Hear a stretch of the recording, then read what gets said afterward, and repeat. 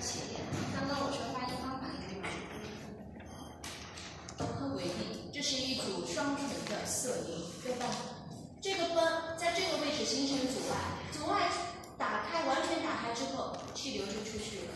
但是这个气流呢没有那么强，而下面这个p的时候，你看它用了3个箭头来表示，说明它有比较强的气流冲出去。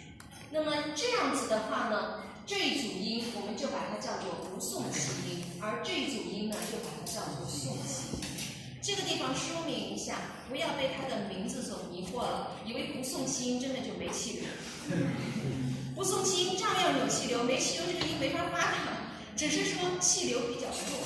比较弱，比较强。送气音呢有气流，气流比较强，比较强。那么这是这个要注意一下的，这是第2个气流的强分的问题。然后第3个，我们再来看。那么气流强的这个，我们讲的送气音不送气音啊，它都是从我们刚刚看到，它都是当这个阻碍解除之后冲出去的气流，它是强还是弱的。所以我们在汉语当中讲送气音不送气音，肯定基于的一个发音的方法是，它必须要把气流给堵住，必须要把气流堵住，然后打开之后的时候，看这个时候的气流强还是弱。所以因此，汉语里面的不送气音和送气音肯定都是针对色音和色擦音来说，擦音不存在这个问题，因为擦音本身就不堵，所以它的气流可以源源不断的出去，对不对？可以源源不断的出去。也正是因为它堵住了，然后看打开的时候气流强弱才决定。